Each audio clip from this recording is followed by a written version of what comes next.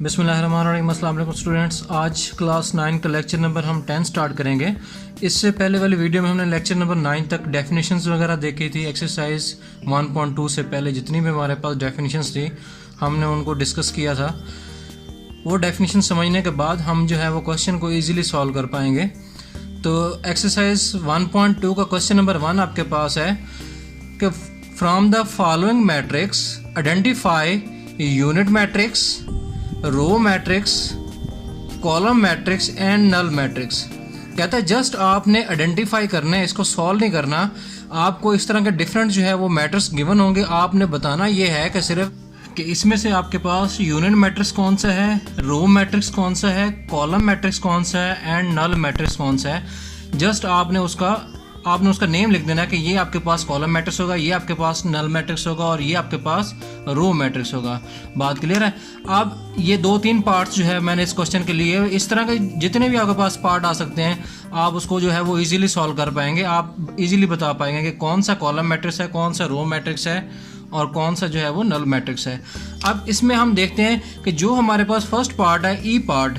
अब देखें इसमें आपके पास जो मैट्रिक्स गिवन है इसमें सिर्फ जस्ट आपके पास एक एंट्री है, वो आपके पास कौन सी है, 0। अब इस तरह से आपके पास जितनी एंट्रीज आपके पास गिवन हो, बेशक आपके पास 0 0 2/2 का हो, 3/3 का हो, 4/4 का हो, बट उसमें जो है वो एंट्री 0 हो तो वो आपके पास नल मैट्रिक्स कहलाएगा। तो ये आपके पास क्या होगा, नल मैट्रिक्स। जस्ट आप यहाँ पे लिख देंगे कि ये आपके पास कौन सा है, नल मैट्रिक्स। बात क्लियर है। अब यहाँ पे आपके पास नेक्स्ट है कि एफ आपके पास को मैट्रिक्स है। अब ये बताएं, देखें ज़रा यहाँ पे कॉलम मैट्रिक्स है, रो मैट्रिक्स है, कौन सा है। अब ये आपके पास वर्टिकल लाइन है, तो वर्टिकल लाइन हमने कहा था कि वो कॉलम मैट्रिक्स होती है। तो यहाँ पे आप लिख देंगे कि ये आपके पास जो है वो कॉलम मैट्रिक्स है। अब ये हॉरिजॉन्टल लाइन है। नेक्स्ट अगर हम बी पार्ट देखें, ये हॉरिजॉन्टल लाइन है, तो हॉरिजॉन्टल लाइन में हमने क्या कहा था कि ये आपके पास हॉरिजॉन्टल जो है वो रो मैट्रिक्स होता है। जो हमने डेफिनेशंस वगैरह में पढ़ी हैं कि horizontal line in a given matrix is called row matrix. तो ये आपके पास रो मैट्रिक्स होगा। तो इस तरीके से आपके पास जितने भी आपके पास और भी कई सारे मैट्रिक्स आ सकते हैं, तो आप जो है वो इजीली यहाँ बता सकते हैं कि कॉलम मैट्रिक्स कौन सा है, रो मैट्रिक्स कौन सा है, नल मैट्रिक्स कौन सा है। तो ये हमारे पास क्वेश्चन नंबर जो है वो 1 था। जस्ट आपने आइडेंटिफाई करना था। बात क्लियर है। अब नेक्स्ट अगर हम देखें क्वेश्चन नंबर 2 हमारे पास, कि क्वेश्चन नंबर 2 हमारे पास क्या कहता है कि फ्रॉम द फॉलोइंग मैट्रिक्स, इसमें भी आपने क्या करना है, आइडेंटिफाई करना है। बात क्लियर है। यहाँ पे जस्ट आपने आइडेंटिफाई करना है कि ये आपके पास जो है फर्स्ट आपके पास है स्क्वायर मैट्रिक्स, ठीक है, rectangular matrix, row matrix, column matrix, उसके बाद आइडेंटिटी मैट्रिक्स और नल मैट्रिक्स। आपको इस तरीके से आपको डिफरेंट जो है वो मैट्रिक्स गिवन होंगे जिस तरह आपके पास ये गिवन है, और आपने बताना ये है कि इसमें से कौन सा जो है वो आपके पास रेक्टेंगुलर मैट्रिक्स है, कौन सा रो मैट्रिक्स है, कौन सा आइडेंटिटी मैट्रिक्स है, कौन सा नल मैट्रिक्स है। बात क्लियर है। अब यहाँ से हमारे पास हमने इसकी जितनी भी हमारे पास सारी की सारी हम पीछे डेफिनेशन पढ़ चुके हैं कि स्क्वायर मैट्रिक्स क्या होता है, रेक्टेंगुलर मैट्रिक्स क्या होता है। अगर आपने वो वीडियो नहीं देखी तो आपको ज़रूर देखनी चाहिए, क्योंकि आप अगर वो वीडियो देखेंगे तो ये आप क्वेश्चन जो है वो ईजिली आपको समझ आ सकती है। ठीक है। तो नेक्स्ट अगर हमारे पास क्या है कि डिफरेंट आपके पास मैट्रिक्स गिवन है, पार्ट 1 2 3, इसके 2-3 पार्ट लिए, बाकी जो है आप जो है वो इजीली सॉल्व कर सकते हैं। इसी तरीके से आपके पास मैट्रिक्स डिफरेंट जो है वो गिवन है। अब यहाँ पे आपके पास फर्स्ट पार्ट है कि इसमें देखें यहाँ पे आपके पास इसकी रोज कितनी है, इसकी रोज आपके पास 2 है, बट आपके पास कॉलम कितने हैं, कॉलम इसके आपके पास 3 हैं। अब बताना ये है कि ये जो मैट्रिक्स आपके पास है इनमें से कौन सा है। यहाँ पे आपके पास ये आपके पास क्यों कौन सा है, यहाँ पे 2/3, इसका ऑर्डर अगर हम देखें तो ये 2/3 है। तो अगर 3/3 होता है तो वो आपके पास स्क्वायर मैट्रिक्स होता। बात क्लियर है। ऑर्डर सेम नहीं है, ठीक है, ऑर्डर आपके पास यहाँ पे सेम नहीं है। तो ऑर्डर सेम नहीं है जिसका, तो वो आपके पास कौन सा होता है, रेक्टेंगुलर मैट्रिक्स। यहाँ पे आप लिख देंगे कि ये आपके पास कौन सा मैट्रिक्स है, रेक्टेंगुलर मैट्रिक्स। इस तरीके से और भी आपके पास मैट्रिक्स अगर गिवन हो और उसका ऑर्डर जो है वो सेम ना हो तो वो हमारे पास क्या कहलाता है, रेक्टेंगुलर मैट्रिक्स। बात क्लियर है। अब नेक्स्ट आप देखें यहाँ पे, अब ये आपके पास है 2/2 का, ये आपके पास कौन सा है, 2/2, इसका ऑर्डर आपके पास है 2/2। तो ये आपके पास इट मीन्स के जो जिनका ऑर्डर सेम हो तो वो आपके पास कौन सा होता है, स्क्वायर मैट्रिक्स। तो यहाँ पे आप यहाँ लिख देंगे कि ये आपके पास कौन सा होगा, square matrix. Is that clear? तो ये स्क्वायर मैट्रिक्स होगा। अब नेक्स्ट आपके पास है मैट्रिक्स गिवन है, अब यहाँ पे आपके पास ये है तो आपके पास 2/2 का, बात क्लियर है। लेकिन हमने बात की थी जब हम डायगोनल की बात कर रहे थे, उसके बाद हम आइडेंटिटी की बात कर रहे थे कि जो आपके पास ये चीज़ हमारे पास ये डायगोनल होती है, ये हमारे पास होती है, ये डायगोनल एलिमेंट्स होते हैं। और इसमें हमने पढ़ा था स्केलर मैट्रिक्स के बारे में पढ़ा था। तो ये डायगोनल, अब यहाँ 1 0 0 1, अब ये डायगोनल इसकी एंट्री क्या है 1 1। अगर ये हमारे पास डायगोनल जो है एंट्री 1 1 हो, तो 1 0 0 1, तो हमने कहा था कि ये कौन सा है, आइडेंटिटी मैट्रिक्स। कौन सा मैट्रिक्स होगा, आइडेंटिटी मैट्रिक्स, आइडेंटिटी मैट्रिक्स।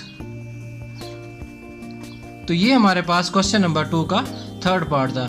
बाकी भी इसी तरीके से आपने आइडेंटिफाई करना है, बताते जाना है कि कौन सा जो है वो स्क्वायर मैट्रिक्स है, कौन सा रेक्टेंगुलर है, कौन सा जो है वो आइडेंटिटी मैट्रिक्स है।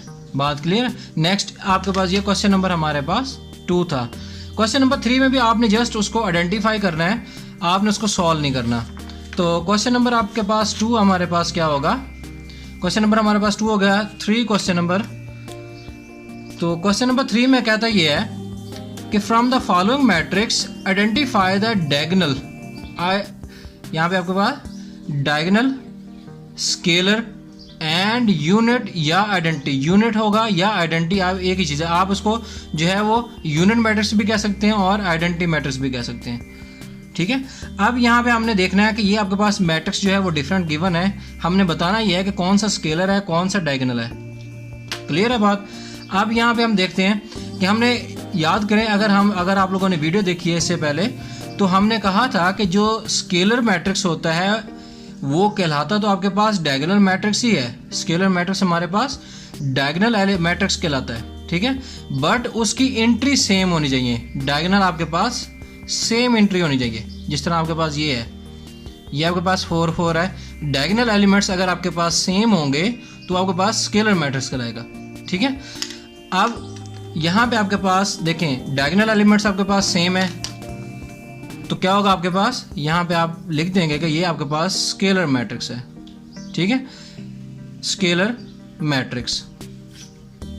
अब नेक्स्ट अगर हमारे पास देखें ई पार्ट हमारे पास है कि अब 5 - 3 0 0 1 + 1। याद करें मैंने आपको पहले भी आपको ये बात समझाई थी कि यहाँ पे अगर 2 आपके पास प्लस या माइनस हो रहे हैं तो वो एक ही एंट्री काउंट होती है। ठीक है, यहाँ पे 5 - 3 है, तो यहाँ पे 5 - 3 कितना होता है 2, 1 + 1 कितना होता है 2। इट मीन्स कि ये आपके पास क्या होगा 2 0 0 2। तो क्या होगा हमारे पास डायगोनल, आपके पास क्या होगा एंट्री, डायगोनल एंट्री सेम है। तो डायगोनल एंट्री अगर सेम है तो हमने क्या कहा था कि ये आपके पास कौन सा मैट्रिक्स होगा, स्केलर मैट्रिक्स। क्लियर है बात? तो ये स्केलर मैट्रिक्स, ऐसा मैट्रिक्स जिसके डायगोनल एलिमेंट सेम हो और यहाँ और दूसरे डायगोनल में आपके पास बाकी एंट्री 0 0 हो, तो आपके पास कौन सा कहलाता है, स्केलर मैट्रिक्स। नेक्स्ट अगर हमारे पास डी पार्ट देखें, डी पार्ट में आपके पास क्या है 3 0 0 0। अब हमने याद करें कि डायगोनल मैट्रिक्स में पढ़ा था कि डायगोनल मैट्रिक्स में कोई एक एंट्री जो है वो नॉन ज़ीरो होनी चाहिए। इट मीन्स कि कोई ना कोई वैल्यू होनी चाहिए, 1 2 3 में से कुछ भी होना चाहिए। तो यहाँ पे आपके पास 3 है, 3 0 0 0। इट मीन्स कि यहाँ पे जो है वो एक नॉन एंट्री जो है वो नॉन ज़ीरो एंट्री आपके पास 3 है, तो ये कौन सा कहलाएगा, डायगोनल। यहाँ पे आप कह देंगे कि ये आपके पास जो है वो diagonal matrix, that is called diagonal matrix. ये हमारे पास क्या कहलाएगा, डायगोनल मैट्रिक्स। इसी तरीके से क्वेश्चन नंबर आपके पास 4 अगर हम देखें, क्वेश्चन नंबर 4 आपके पास यहाँ पे तो आपने आइडेंटिफाई करना था। क्वेश्चन नंबर 4 में आपने क्या करना है, क्वेश्चन नंबर 4 में आपने नेगेटिव मैट्रिक्स जो है वो फाइंड आउट करना है। Negative matrix, negative matrix means कि जो आपको मैट्रिक्स गिवन होगा उसको आप माइनस से मल्टीप्लाई कर दें, जो माइनस का होगा प्लस का हो जाएगा, जो प्लस का होगा वो माइनस का हो जाएगा। अब यहाँ पे आपके पास ए मैट्रिक्स गिवन है, तो यहाँ पे अगर हम देखें इसको, हम अगर नेगेटिव मैट्रिक्स फाइंड करना है तो कैसे लिखेंगे, हम सबसे पहले इसको लिखेंगे माइनस से मल्टीप्लाई कर देंगे, क्योंकि माइनस हमने नेगेटिव फाइंड करना है। तो यहाँ पे भी आपके पास माइनस आ जाएगा 1 0 -1, ये आपके पास आ जाएगा 1 0 -1। बात क्लियर है। यहाँ पे हमारे पास जो है उसको हमने नेगेटिव से आप मल्टीप्लाई कर देंगे तो हमारे पास आ जाए। अब यहाँ पे आपके पास आ जाएगा -1 0 और +1, ठीक है। यहाँ पे आपके पास ये नेगेटिव मैट्रिक्स कहलाएगा। इसी तरीके से नेक्स्ट आपके पास है सी पार्ट आपके पास है। सी पार्ट में अगर हमने नेगेटिव मैट्रिक्स हमने फाइंड करना है तो क्या करेंगे, माइनस से मल्टीप्लाई कर देंगे तो ये आपके पास आ जाएगा -1 2 6 3 2। यहाँ पे हमारे पास अंदर माइनस से मल्टीप्लाई कर देंगे तो हमारे पास बनेगा -2 -6 -3 -2, that is called negative matrix, ठीक है। ये हमारे पास नेगेटिव मैट्रिक्स होगा। इसी तरीके से नेक्स्ट आपके पास अगर हम पार्ट देखें तो इसको भी आप क्या कर देंगे, माइनस से मल्टीप्लाई कर दें तो ये भी आपके पास आ जाएगा -1, तो ये 1 -1 और 2 3। जब हम इसको माइनस से मल्टीप्लाई करेंगे तो जो प्लस का होगा माइनस का हो जाएगा, तो ये प्लस का 1 था माइनस का 1 हो जाएगा, ये माइनस का 5 था तो ये प्लस का 5 -2 -3, तो ये आपके पास कहलाएगा नेगेटिव मैट्रिक्स। इसी तरीके से डिफरेंट जितने भी आपके पास मैट्रिक्स हैं वो आप क्या कर देंगे, जस्ट आप उसको माइनस से मल्टीप्लाई कर दें उसकी हर एंट्री के साथ, तो वो आपके पास नेगेटिव मैट्रिक्स कहलाएगा। बात क्लियर है।